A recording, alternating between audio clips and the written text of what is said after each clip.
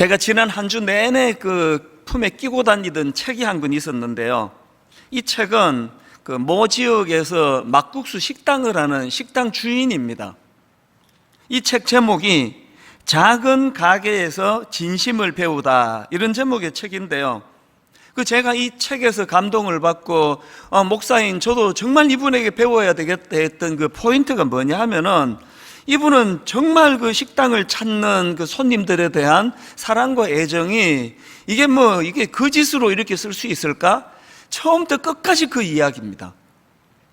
예를 들면 이 식당 부부는 1년에 한 280번 정도를 그 식당 막국수를 먹는다는 겁니다.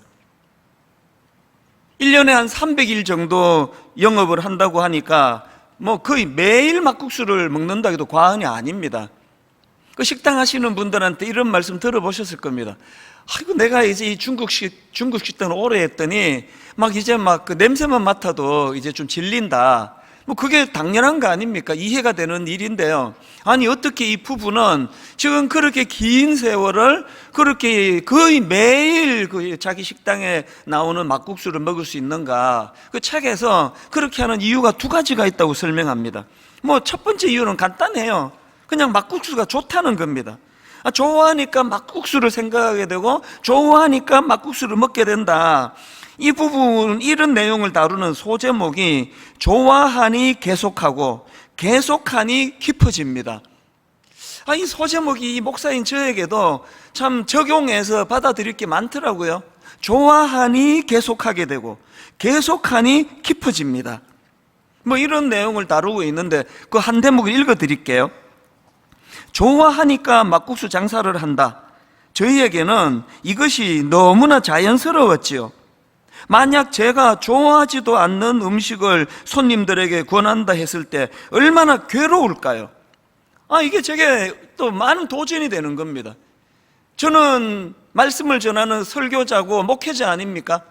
그런데 제가 주중에 예수 그리스도가 너무 좋아지는 정도가 아니라 점점 주님이 더 주님이 더 사랑이 되고 또 주님의 사랑을 받고, 그래서 내 삶 가운데 늘 말씀 묵상할 때가 행복하고 묵상한 말씀을 설교할 때가 행복하고, 그래야 제가 행복한 사람 되는 거 아닙니까? 이 식당 주인을 보면서 진짜 손님을 저런 식으로까지 대할 수 있었던 거는 그 자체를 좋아했기 때문이다. 그런가 하면은 두 번째로 자기들이 매일 막국수를 먹는 이유를 그날의 막국수를 평가하기 위해서라는 겁니다. 어제 맛은 이랬는데 오늘은 또 변한 게 없는가? 매일매일 그 막국수를 먹으면서 손님 입장에서 생각하고 손님 입장에서 점검하기 위해서 막국수를 먹는데요. 너무나 또 감동되는 게 하나 있습니다. 손님 중에는 어린 갓난 아기를 안고 오는 경우도 있고 유모차를 끌고 오기도 하고 그러지 않습니까? 그러면 다 하시잖아요. 뒷바라지하고 기저귀 갈고 이러다 보면은 음식 먹는 속도가 굉장히 느려요. 이분들이요, 그런 손님들을 배려해서 그 템포에 맞추어서 또 먹어본다는 거예요. 천천히 음식을 먹으면서 이 시간이 지나면서 음식이 맛이 또 맛을 잃어버리는 건 아닌지, 뭘 보완해야 되는지, 이게 그 손님들에 대한 그 집중하는 사랑 없이는 이게 불가능해 보이거든요. 그런가 하면은 그 사람들 앞에, 손님들 앞에서만 잘하는 게 아니라요, 이 주방을 남편분이 이제 담당을 하는데요, 이제 손님들 다 가고 모든 일과가 다 마치면 그때부터 이제 청소가 시작이 되는데요. 제가 참 놀랐던 거는 거기도 지금 알려져서 손님들이 어마어마하게 이제 들끓거든요. 그래서 솥도 엄청 크고요. 장비가 전부 많은데 그걸 다 청소하는 거는 당연하지만 제가 놀랐던 게 뭐냐면은 반죽 기계 나사를 다 풀어가지고 분해해가지고 청소를 한다는 겁니다. 왜 그렇게까지 하느냐? 만약에 그 전날 사용한 그 반죽이 기계에 끼어 있으면 그 위생도 그렇고 이 맛에 미세한 영향을 미친다는 겁니다.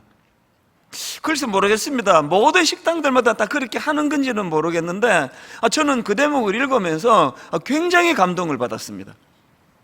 그래서 제가 그 책을 읽으면서 계속 질문이 나오는 겁니다. 뭐가 이 식당 주인들에게 이런 감동적인 행동을 만들어내는가? 그 책에 한 대목에서 제가 답을 찾았습니다. 내용을 한번 들어보십시오. 국수집을 시작한 것은 생계 때문이었지만 그러다 보니 손님이 오면 음식을 만들어내고 돈을 받는 일이 기계적으로 반복될 뿐이었습니다. 그런데 시간이 갈수록 국수 먹는 사람들이 눈에 들어오더군요. 처음에는 돈 벌기 위해서 그 일을 시작했는데 아마 그것만 계속하면 얼마나 권태롭겠냐고요. 그런데 이렇게 자기가 하는 일에 활력을 느끼고 손님을 사랑으로 섬길 수 있는 거는 어느 순간부터 돈이 보이는 게 아니라 그 찾아오시는 사람이 눈에 보이기 시작하더라는 겁니다. 실제로 그 식당은요, 단체 손님을 받지 않습니다. 그 정도 알려졌으면요, 별채 하나 만들어가지고 이제 단체 손님들을 막 또 엄청 또 모으고 얼마든지 할 수 있는데 자기들은 단체 손님 하지 않는다. 그러면서 그 이유를 그 책에다 이렇게 썼습니다. 딱 한마디예요. 왜 우리는 단체 손님을 받지 않느냐? 한 분의 손님에게 정성을 다하기 위하여. 이 뭐 처음부터 끝까지 이런 식입니다. 여러분, 제가 왜 한 주 내내 이 책을 들고 다니고 또 우리 후배 목사님들한테 이 책 꼭 읽어보고 우리 목회에다가 이거 좀 접목을 해보자, 그런 제가 한 주 내내 이런 말을 하고 다녔냐 하면은, 여러분, 이 책에서 제가 감동을 받는 그 포인트 전부가 다 이게 바로 예수님의 한 사람 정신 때문이에요. 누가복음 15장 4절, 너희 중에 어떤 사람이 양 100마리가 있는데 그 중에 하나를 잃으면 99마리를 덜에 두고 그 잃은 것을 찾아내기까지 찾아다니지 아니하겠느냐? 뭘 강조하는 주님의 말씀입니까? 저는 알아요. 이 말씀이 뭘 강조하고 있는지 너무너무 잘 압니다. 그리고 저는 알아요. 우리가요, 그 어느 하나에 몰두하면, 그 누군가를 사랑하게 되면 계산이 사라집니다. 아니, 그 계산이 안 나와? 아니, 그 한 마리 잃어버릴 수도 있지. 그러다가 그 99마리까지 잘못되면 어떡할 거냐고. 이거는요, 몰두가 뭔지 사랑이 모르는 사람이 하는 이야기입니다. 제가 강아지를 키우기 전에는요, 종종 이런 말을 하는 사람도 이해를 못했습니다. 자기 집 강아지가 뭐 아파가지고 수술하는데 뭐 100만 원이 들었다, 뭐 200만 원이 들었다. 나 도저히 이해가 안 되는 겁니다. 아니, 무슨 그 강아지 그렇게 비싼 돈이 들어갈 정도로 수술해야 되면은 그 강아지 내다 버리고 그보다 훨씬 싼 거 구입하면 한 마리 사도 뭐 그 반값도 안 될 텐데 왜 이렇게 하지? 지금 분노의 눈빛으로 보는 분은 다 강아지 키우는 분들이에요.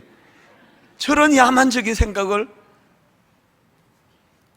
제가 강아지를 키워보니까요, 그리고 그 강아지와 제가 비록 미물이지만 그 관계가 형성이 되고 사랑이 가고 이러니까요, 저도요 수술도 했거든요. 주저없이 하죠. 아니, 어떻게 그걸 내다 버리고 더 싼 거를 내가 살 수가 있겠냐고요. 그거는요, 생명체에게는 적용이 안 되더라고요. 그래서 우리 집 애들이 예전에 자꾸 놀렸어요, 저보고. 아빠, 이 희락이, 우리 집 강아지 이름이 희락인데요, 이 희락이를 그 수술하고 병이 들어서 수술해야 되는데 50만 원 들어가면은 뭐 그 정도는 그 주저없이 할 것 같으니까요. 50만 원 들어가면 묻지도 않아요. 이 희락이 살리는데 100만 원이 들어가면 아빠 하실 거예요? 200만 원이 들어가도 하실 거예요? 만약에 이 희락이 살리는데 500만 원이 들어간다면 하실 거예요? 만약에, 그만해! 애들이 저한테 묻고 싶은 게 뭔지 아시겠죠? 저도 잘 모르겠습니다. 그게 얼마까지 제가 할 수 있는지 생각도 안 해봤지만, 그래, 한 가지 제가 배운 건 뭡니까? 사랑한다는 것은 계산으로 되는 게 아니라는 거예요. 누군가에게 몰두한다는 것은 이런 식으로 계산으로 나오지 않는다는 겁니다. 이게 지금 예수님이 그 잃어버린 한 마리 비유를 통해서 주시는 포인트 아닙니까? 이런 의미를 담고 있는 사건이 오병이어 사건이라는 겁니다.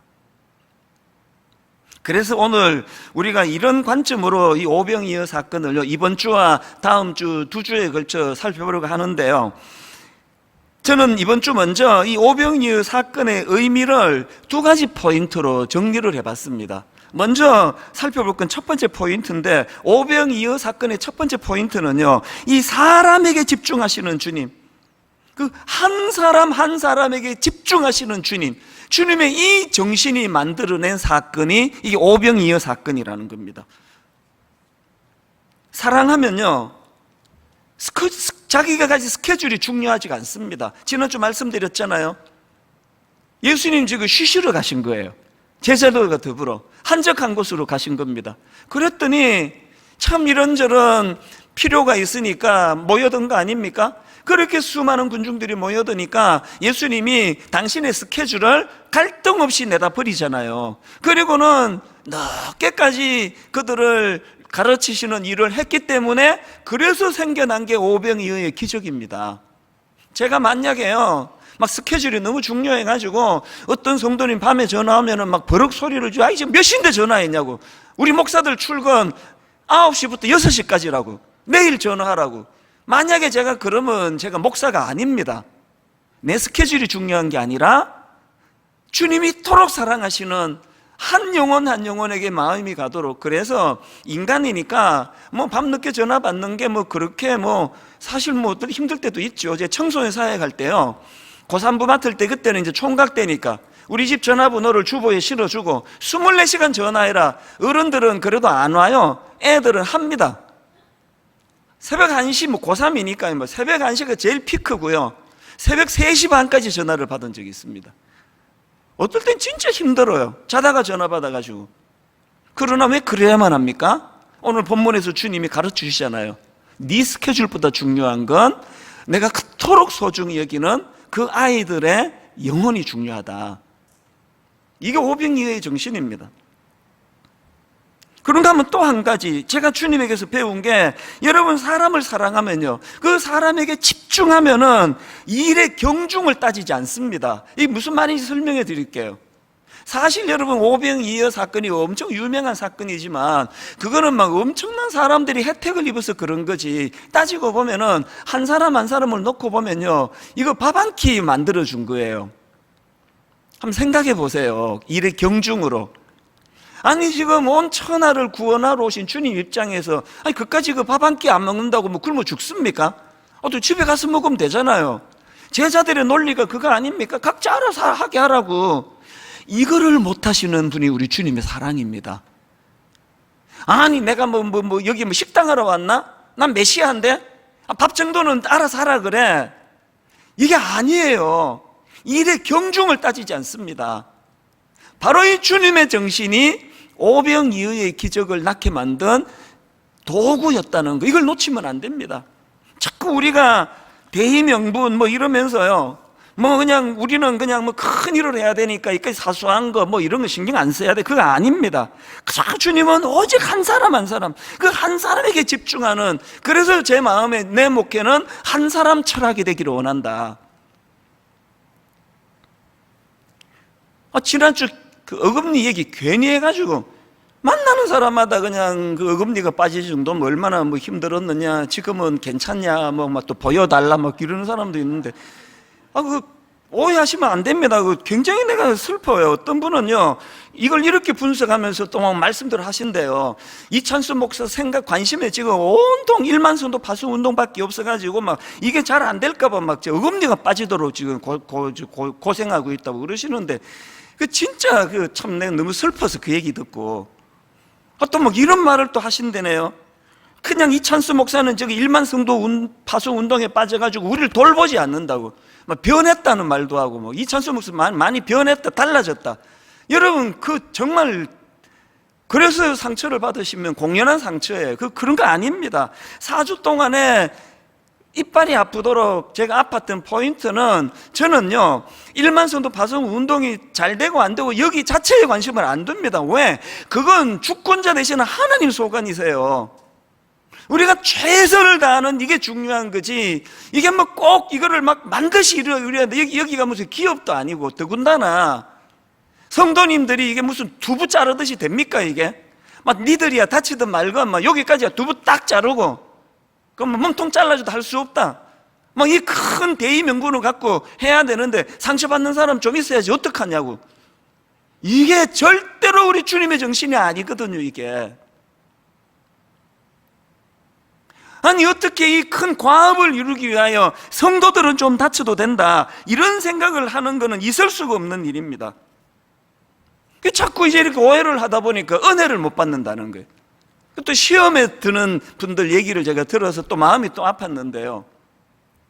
자꾸 설교 시간에 1만 파송 운동 이야기밖에 안 한다고. 이게 자꾸 계몽을 해가지고 내보내려고 저렇게 설교한다는데, 여러분 이거 진짜 오해에서 나온 시험이에요. 한번 생각을 해보세요. 제가 설마 목사의 양심으로 여러분 안중에도 없고 막 내보내려고 계속 1만 성도 그러겠냐고요. 여러분, 전에 제가 말씀드렸잖아요. 저의 설교론은요, 이게 이론으로 설교하면 약장사다. 그래서 자기가 전하는 그 본문 말씀을 한 주 동안에 자기 삶 속에서 자기를 관통해낸 설교라야 이게 설교다. 이게 제 설교론입니다. 이게 내 지론이에요. 그래서 가평 우리 마을에 대하여 설교할 때는요, 그것을 인용할 때는 한 주 내내 가평 우리 마을에서 어떻게 이 약자들, 지친 자, 상한 자들이 치유되는 동산이 될까를, 그 문제를 놓고 오래 기도하고 그것을 놓고 응답받았던 일이 있었기 때문에 제 관심사로 그것을 예를 드는 거거든요. 1만 성도 파송 운동도 마찬가지입니다.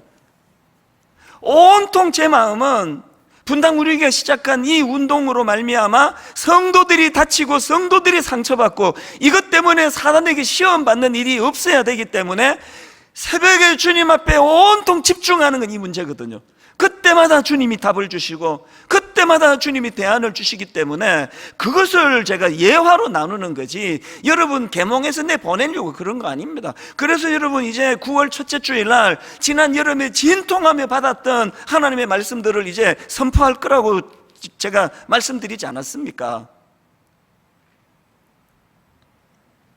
뭘 제가 지금 강조하는가 하면은, 여러분 오늘 이 본문에서 발견해야 되는 오병이어 사건에서 기억해야 될 진짜 중요한 포인트는, 그런 놀라운 기적을 베풀었단 말이야? 이게 아니고요, 이런 일을 행하시기까지 사람에게 집중하시는 주님, 한 사람 한 사람 그 밥 한 끼 늦게 먹는 것조차 못 견디 하시는 주님의 사랑의 결정체가 오병이어의 기적이다. 이걸 놓치면 안 된다는 거예요. 우리 순장님들의 열정을 너무너무 감사한데요, 이번 2학기 때 우리 순장님들 제가 정말 눈물로 호소합니다.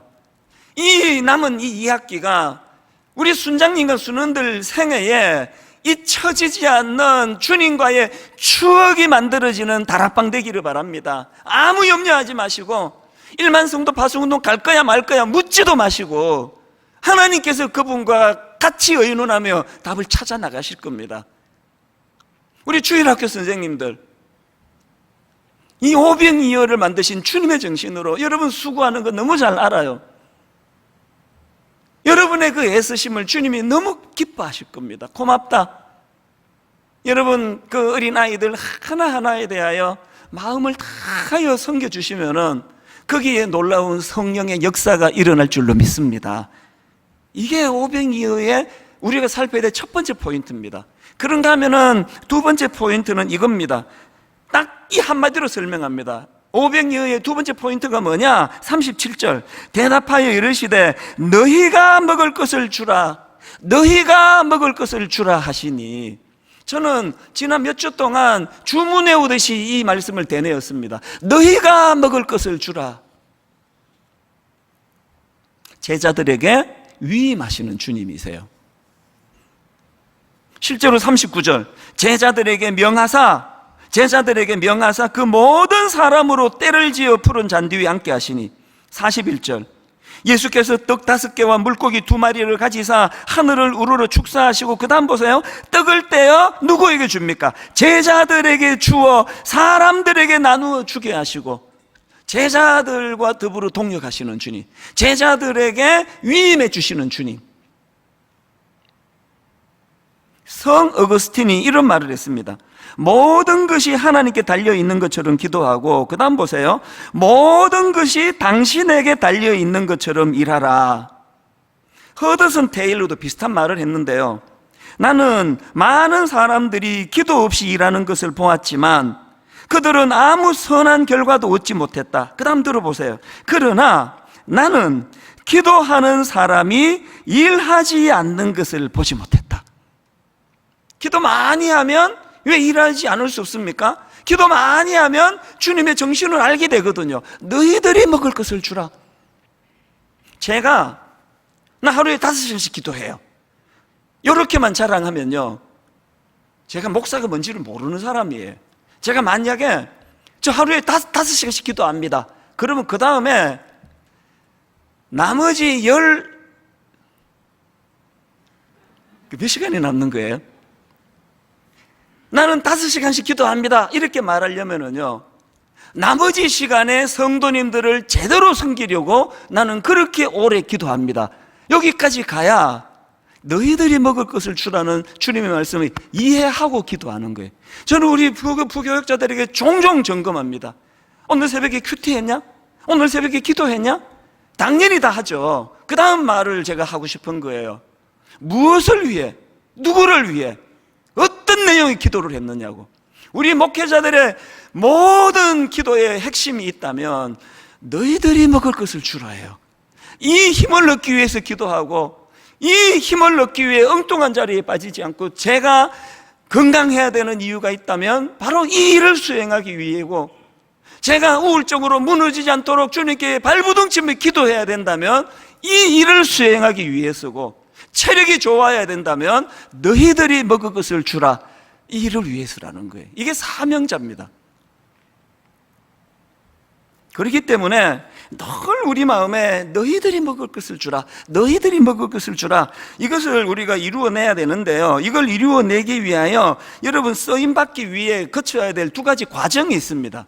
첫 번째 꼭 기억하셔야 될 게 뭐냐, 여러분 제대로 쓰임받기 위해서는요, 자기의 좁은 시야를 깨달아야 돼요. 내 시야가 이렇게 좁은 거구나. 지금 본문에서 드러나는 제자들의 좁은 시야를 한번 보시겠습니까? 예수님이요, 자 37절입니다. 대답하여 이르시되 너희가 먹을 것을 주라 하시니 여짜오되 우리가 가서 200데나리온의 떡을 사다 먹이리까. 메시지 성경이요, 너무나 적나라해요. 예수께서 말씀하셨다. 너희가 이들의 저녁을 마련하여라. 그들이 대답했다. 진심입니까? 가서 이들의 저녁거리에 큰 돈을 쓰라는 말씀이신지요? 뭐가 느껴지세요? 자기 수준으로 생각하는 거 아닙니까? 지금 여러분 메시아 되신 그분이 어마어마한 큰 프로젝트를 가지고 그 크신 생각의 넓이와 깊이를 가지고 그들을 대하시는데 자기들 수준으로 가서 이들의 저녁거리에 큰 돈을 쓰라는 말씀이신지요? 진심입니까? 저는 항상 두려워요. 저의 좁은 시야가, 저의 좁은 생각이 이 크신 주님의 과업에 방해가 될까 봐 정말 커지고 싶어요. 진심으로 생각의 깊이가 넓은 목사가 되기를 저는 원합니다. 안 되는 게 이거고, 그래서 기도하는 거 아닙니까? 너희 중에 누구든지 지혜가 부족하거든 어떡하라 그럽니까? 후히 주시고 꾸짖지 아니하시는 그 주님께 구하라, 그리하면 주시리라. 우리의 좁음을, 생각의 좁음을, 우리의 편협함을, 걸핏하면 오해하는 우리의 연약함을 우리가 깨달아야, 그것을 시인해야 요한복음 6장에 이 같은 내용을 다루는 그 말씀이 요한복음 6장에도 나오는데요. 자, 6장 5절부터 7절입니다. 예수께서 눈을 들어 큰 무리가 자기에게로 오는 것을 보시고 빌립에게 이르시되 우리가 어디서 떡을 사서 이 사람들을 먹이겠느냐 하시니 이렇게 하시면 친히 어떻게 하실지를 아시고 빌립을 시험하고자 하심이라. 빌립이 대답하되 각 사람으로 조금씩 받게 할지라도 200데나리온의 떡이 부족하리이다. 주님께서 왜 이런 질문을 유도하셨는지를 요한복음에 설명하잖아요. 왜 이런 질문하셨다고요? 제자 빌립이 자기의 편협된 생각을, 자기의 좁은 생각을 인식하게 만들어 주시기 위해서라는 겁니다. 200데나리온만 찾는 인간의 한계, 이걸 자각해야 500리어의 기적을 구하게 된다는 거 아닙니까? 캐럴 드윅이 쓴 마인드셋, 이런 제목의 책이 있는데요. 그 책에 보면은 이 인간의 마인드셋을 성장 마인드셋, 또 고정 마인드셋, 이렇게 구분해 설명하는 대목이 있는데요. 이 부분은 성경 안 읽어도 뭔 얘기인지 금방 눈치 다 챌 수 있는 거 아닙니까? 고정 마인드셋 뭡니까? 한마디로 말하면 우리가 잘 아는 고정관념으로 꽉 찬 사람, 뭔 얘기를 해도 자기 수준에 맞춰가지고 고정관념으로 자기 생각으로 그렇게 변할 생각이 없는 사람, 이게 고정 마인드셋에 해당되는 사람이고요. 이것과 다른 반대되는 개념이 성장 마인드셋이라는 겁니다. 무슨 설명이 더 필요합니까? 우리가 성장하려면은 우리의 고정관념을 깨트려야 돼요. 항상 이렇게 오해자라고 남의 얘기를 그냥 저분은 지금 막 100으로 설명하는데 1로 받아가지고 맨날 오해하고 가지고 또 혼자 삐지고 피곤하게 사는 사람들, 여러분, 우리가 이런 고정 마인드셋을 인정을 한다면 이제는 성장 마인드셋으로 가야 돼요. 오늘 여기 예배 드리러 오셨잖아요. 기왕 예배를 드리시는데 하나님의 말씀을 내 삶에 조명하고 내가 뭘 오해하고 있는지, 하나님에 대해 내가 더 풀어야 되는지 열린 마음으로 그렇게 말씀에 임하는 그분이 바로 성장 마인드셋 해당되는 부분이다. 여러분, 하나님께 쓰임받고 싶으십니까? 이 좁디 좁은 자기 생각과 자기 이 시야를 인정해야 된다는 사실이에요. 이게 첫 번째 조건이고요. 두 번째 쓰임받기 위해서 거쳐야 되는 과정이 하나 더 있는데요. 이런 자기의 좁은 시야를 인정할 뿐만 아니라 두 번째, 자기가 가진 보잘것없는 그것을 주님께 가져가야 된다는 겁니다. 아까 요한복음 6장에서 그 빌립의 연약함을 이렇게 설명했잖아요. 7절, 빌립이 대답하되 각 사람으로 조금씩 받게 할지라도 200데나리온의 떡이 부족하리이다. 이렇게 자기 좁은 시야로 대답한 게 빌립인데요. 그런데 바로 요한복음 6장 그 다음 8절 9절에 보면은 제자 하나가 더 나옵니다. 안드레라는 제자의 반응이 나오는데 비슷한 것도 있고 완전히 다른 것도 있는데 한번 찾아보십시오. 뭐가 비슷한지. 자, 8절과 9절. 제자 중 하나 곧 시몬 베드로의 형제 안드레가 예수께 여짜오되 여기 한 아이가 있어 보리떡 5개와 물고기 2마리를 가지고 있나이다. 그러나 그것이 많은 사람에게 얼마나 되겠사옵나이까? 필립과 안드레의 공통점이 뭡니까? 자기 생각으로 판단하는 거. 에이, 이건 어린애 도시락 같고, 이게 무슨 대안이 되겠습니까? 이게 필립과 안드레의 공통점이에요. 근데 차이점이 뭔지 아시죠? 필립은요, 자기 생각에 함몰돼서 한 걸음도 움직일 수 없었던 사람이라면, 안드레는 그 작은 도시락을 자기 문제로 해결할 수가 없어. 그 작은 도시락을 주님께 가져간 거. 이 차이, 결정적인 차이. 37절에서 제자들이, 오늘 본문 37절에서 제자들이 우리가 가서 200데나리온의 떡을 사다 먹이리까, 그러니까 주님이 하시는 말씀이 38절, 이르시되 너희에게, 누구에게? 너희에게 떡 몇 개나 있는지 가서 보라. 지금 주님이 원하는 포인트 아시겠습니까? 200데나리온 구할 생각하지 말고 이미 있는, 너희에게 있는 그것을 갖고 주님께 가져가라는 그 얘기거든요. 코로나19가 지금 예상보다 너무 지금 길어지고 있는 이 상황에서 모든 사람들이 다 힘든 상황이에요. 자영업자들은요, 이제는 버티는데 한계가 왔다고 이야기합니다. 200데나리온을 원하고 가게를 오픈했는데 어린애 도시락밖에 안 남았어요. 맨날 이것 때문에 피곤하고 우울하고 이것 때문에 마음이 힘든 건 이해가 되는데요, 언제까지 그러시겠습니까? 여러분, 지금이 기회예요. 이 어린애 도시락 같은 초라하디 초라한 내가 가진 이것을 주님 앞으로 갖고 가셔야 됩니다. 야곱, 그 장교의 대왕 아닙니까? 막 그냥 자기 장교로 막 다 해결했어요. 막 척척척척. 이 사람요, 200데나리온 구해야 된다면 구할 사람이에요. 형도 속여 먹고 아버지도 속여 먹고 막 200데나리온 만들 사람이에요. 근데 불행하게도 실패했습니다. 제가 이 오병이어를 묵상하면서 이 야곱을 다시 묵상하는데 얼마나 새로운 은혜를 발견했는지 모릅니다. 부작용이 생겼어요. 야반도주하게 됐네요.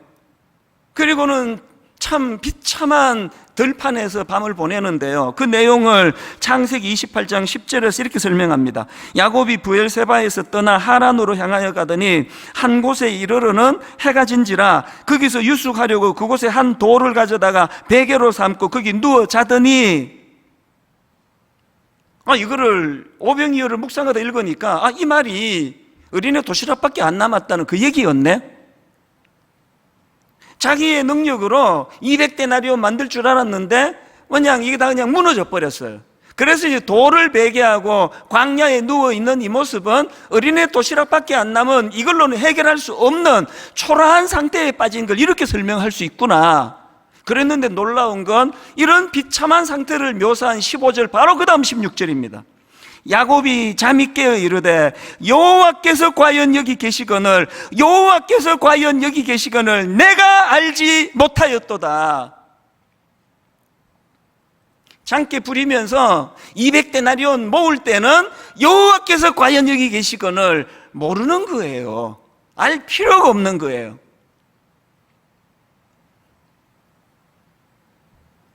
코로나로 힘든 가정들이 있다면, 어떤 꿈꾸며 달려간 일들이 수포로 돌아가는 것 때문에 마음이 상하셨다면, 여러분 지금이야말로 여호와께서 과연 여기 계시거늘 내가 알지 못하였도다, 이것을 깨닫는 시간입니다.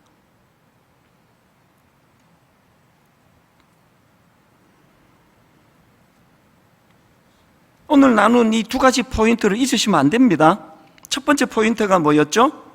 사람에게 집중하시는 주님이에요. 어떤 이벤트도, 어떤 행사도, 어떤 교회 2만 명, 이거 전부 이거 주님의 관심이 아닙니다. 주님의 관심은 2만 명이 아니라 여러분이에요. 여러분 한 사람이에요. 제가 오늘 주님 이름으로 감히 약속을 드리고 주님 이름으로 제 양심을 고백합니다. 저도 그렇게 닮아가기를 원합니다.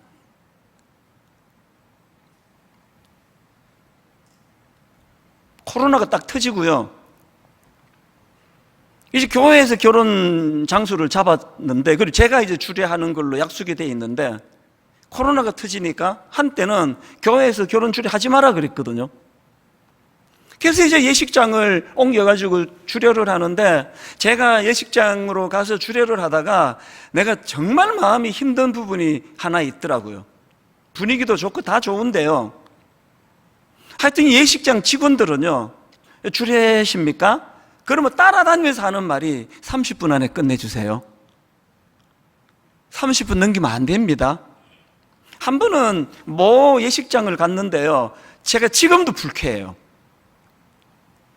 막 따라다니면서 30분 안에 끝내라, 이 사람도 말하고 저 사람도 말하더니, 아니 지금 이제 주례 설교를 하고 있는데, 한참 제가 지금 주례 설교를 하고 있는데 여직원 하나가 뚜벅뚜벅 끌어오더니 쪽지를 하나 주고 가요. 얼마나 비상이면. 그래서 제가 주례하다가 주춤해서 그 쪽지 읽어보니까 30분 안에 끝내주세요.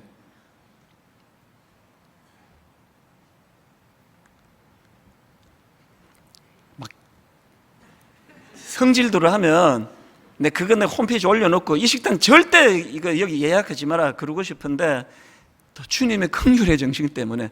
그래도 이제 그 주례자하고 그 결혼 의논하다가 예식장은 어딥니까? 그러면 거기라 그러면 나는 앞이 캄캄해요. 또 시달릴 텐데. 제가 지금 무슨 말씀을 드리는지 아시죠? 영업하는데 돈 버는데 관심이 있으면 이 젊은 형제자매의 축제 같은 모든 하객들이 더불어 축하하는 이 잔치를 하나도 누릴 수 없는 거예요. 모든 사람들이 기쁨의 잔치를 지금 벌이면서 마음에 기쁜 눈물을 흘리고 눈에 하나도 들어오질 않고 30분 안에 끝나야 되는데, 그래 그 다음 손님 받는데, 그렇게 결혼 예식이 촘촘하기 힘들면 예식 간격을 좀 늘리든지. 제가 그 일을 잊지 못하면서 저를 반성해요. 내 관심은 어디에 있는 거지? 두 번째 포인트 잊으시면 안 됩니다. 너희가 먹을 것을 주라. 너희가 먹을 것을 주라.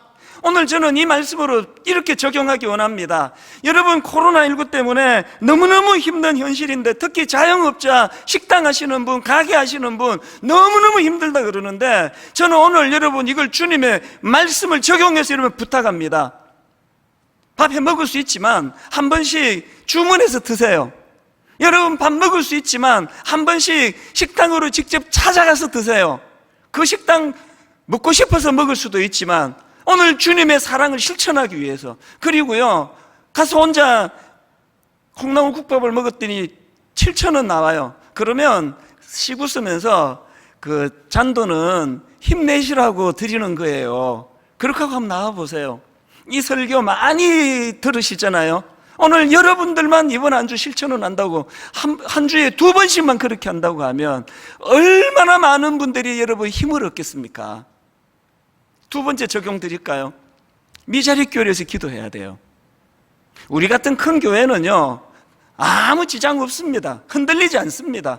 그러나 지금 이 미자립 교회는 지금 휘청휘청 거린단 말입니다. 분당 우리 교회 헌금 안 해도 됩니다. 거기다 하세요. 여러분, 거기다 하시라고요. 왜? 너희가 먹을 것을 주라 그러시잖아요. 온통 자기 자신에게만 몰두해 있는 그 마음에서는 오병이어의 기적이 나타나지 않습니다. 늘 우리 마음속에 너희가 먹을 것을 주라. 그것을 구현하기 위해 주님, 이 좁아터진 저의 이 생각을 깨트려 주시기 원합니다. 더 큰 생각을 하기 원합니다. 더 큰 그림을 볼 줄 알기 원합니다. 내 한 교회 잘 되는 것도 중요하지만 하나님이 모든 이 땅의 교회들이 함께 잘 되기 위하여 내가 무엇을 하오리까? 엄청난 거 하라는 거 아니잖아요. 식당에 가서 그 가게를 위해서 밥 한 끼는 먹어줄 수 있지 않습니까? 2, 3천 원 팁으로 드리면서 주님이 오늘도 힘내시라고 이거 전해주라고 그러시네요. 저는 이 말씀을 준비하는 동안 이 찬양이 저를 마음을 많이 뜨겁게 했습니다. 전능하신 나의 주 하나님은 능치 못하실 일 전혀 없네. 전능하신 나의 주 하나님은 능치 못하실 일 전혀 없네. 그 주님이 우리 보고 200데나리온 만들어 와, 이 명령하는 분이 아니세요. 우리 생각에 도저히 이게 쓰잘데없는 것 같은 초라한 어린애 도시락 같은 오병이어지만 안드레처럼 이것을 주님께 가져가면 이것이 오병이어 기적을 만드는 재료가 되는 줄 믿으시기를 바랍니다. 오늘 말씀의 은혜를 기억하시면서 한번 가사를 생각하며 이 찬양을 한번 선포하며 부르면 좋겠습니다. 전능하신 나의 주 하나님은 전능하신 나의 주 하나님은 능치 못하실 일 전혀 없네. 여러분 하나하나 선포하십시오. 우리의 모든 간구도, 우리의 모든 생각도, 우리의 모든 꿈과 모든 소망도 여러분 선포하십시오. 신실하신 나의 주 하나님은 우리의 모든 괴로움 바꿀 수 있네. 선포하십시오. 불가능한 일 행하시고 죽은 자를 일으키시니 그를 이길 자 아무도 없네. 주의 말씀 의지하여 깊은 곳에 그물 던져 오늘 그가 놀라운 일을 이루시는 것 보라. 주의 말씀 의지하여 믿음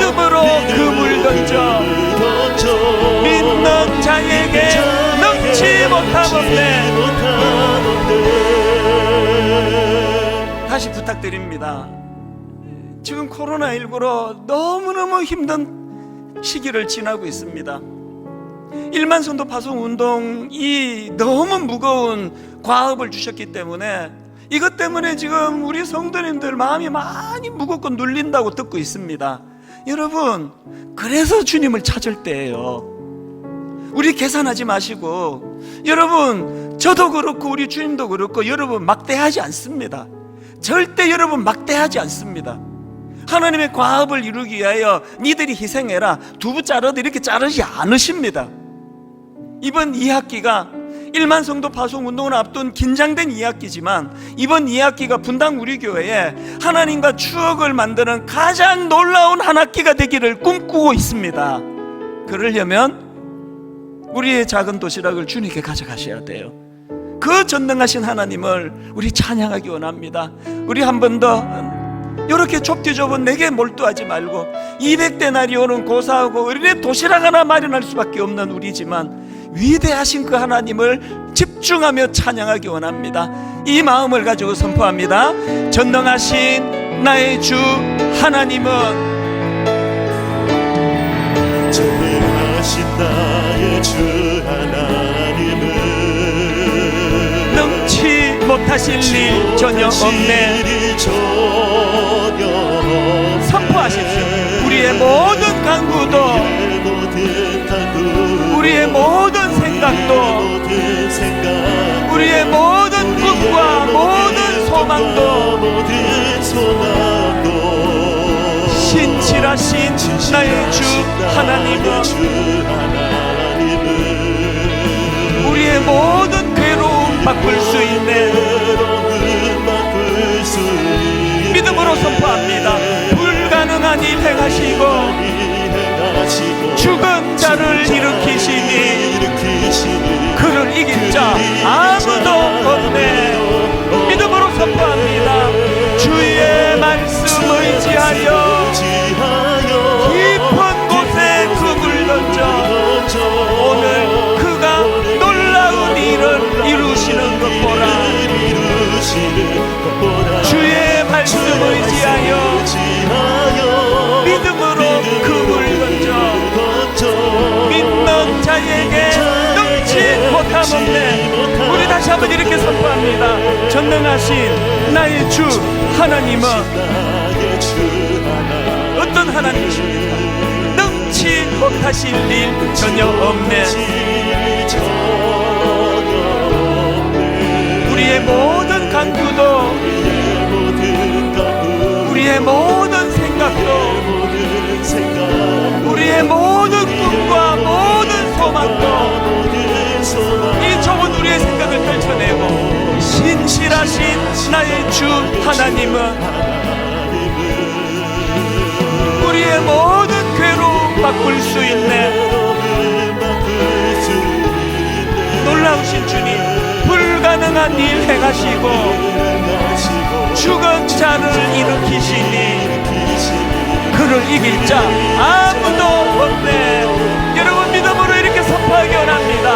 주의 말씀을 의지하여 깊은 곳에 금을 던져 오늘 그가 놀라운 일을 이루시는 것 보라. 주의 말씀 의지하여 믿음으로 금을 던져 믿는 자에게 능치 못함 없네. 믿는 자에게 능치 못함 없네. 나의 길 오직 그가 아시나니.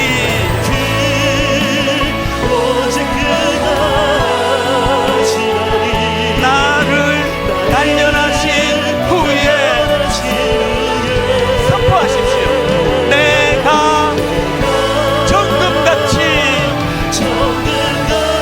나오리라. 주가 보이신 생명의 길, 나 주님과 함께. 누구와 함께요? 상한 마음 들이며 주님 앞에 나아가리. 나의 의로움이 되신 주, 그 이름 예수, 나의 길이 되신 이름, 주님의 이름을 선포합니다. 예수, 나의 길 오직 그가 아시나니, 나를 단련하신 후에 내가 정금같이 나오리라. 우리 다 자리에서 일어나셔서 마지막으로 선포합니다. 나의 길 오직 그가 아시나니, 나를 단련하신 후에 믿음으로 선포합니다. 내가 정금같이 나오리라.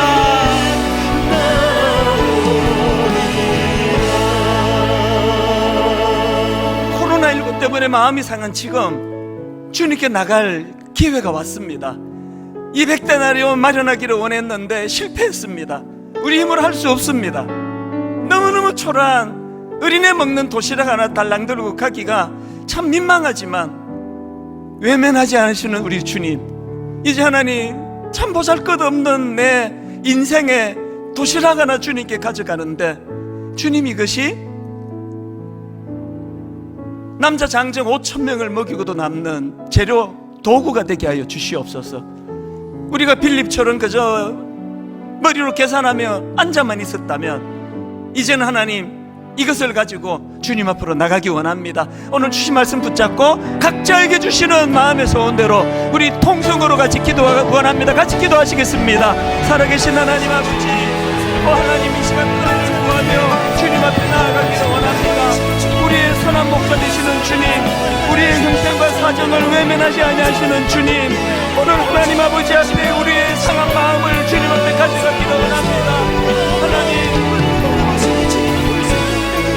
나의 길 오직 그가 아시나니, 나의 길 오직 그가 아시나니, 하나님 지금의 이 아픔과 지금의 이 시련과 연단과 하나님 지금 우리가 겪어야만 하는 이 가슴 아픈 이 모든 일들, 이것이 아버지 주님 앞에 재료가 되고 도구가 되어 나를 단련하신 후에, 나를 단련하신 후에 내가 정금같이 나아가리라. 아버지 꿈을 가지고 이 믿음을 가지고 달려가기를 원합니다. 하나님 아버지 은혜의 길로 그렇게 인도하여 주시기를 원합니다.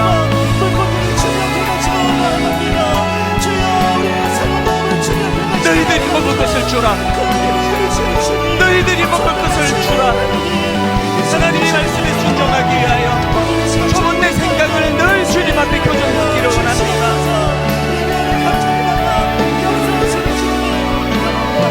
믿음의 눈으로 이 말씀을 붙잡고 나가기를 원하오니 은혜 주시기 원합니다.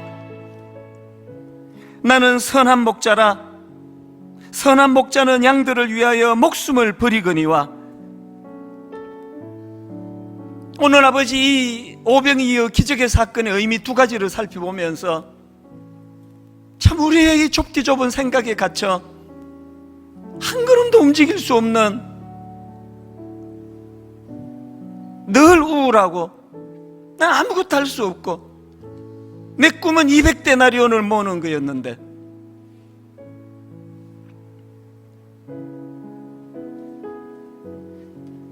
물고기 2마리와 보리떡 5개, 어린애 도시락 하나 갖고 내가 뭘 할 수 있겠냐고 그렇게 비관했던 우리들을 오늘 이 귀한 오병이어 잔치의 자리로 초대해 주시고,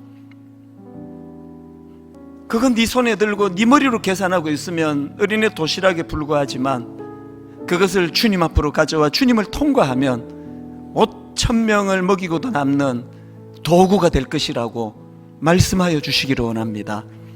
우리 한 성도라도 1만수도 파송 운동 과정에서 오해에서 상처받고 시험에 들지 않도록 도와주시고, 늘 주님께서 그 어떤 것보다 네가 더 소중하다고 말씀해 주시는 그 주님의 말씀이 이번 한 학기를 우리 모든 성도님들 주님과의 잊혀지지 않는 추억이 만들어지는 그런 한 학기가 되도록 그 길로 인도해 주신다는 사실을 확신하고 힘을 얻어 달려가게 하여 주시옵소서. 이번 한 주간 이 주신 말씀의 능력이 한 주간을 우리를 견인하는 능력이 됨을 맛보고 경험하는 아름다운 한 주간 되도록 인도하여 주시옵소서.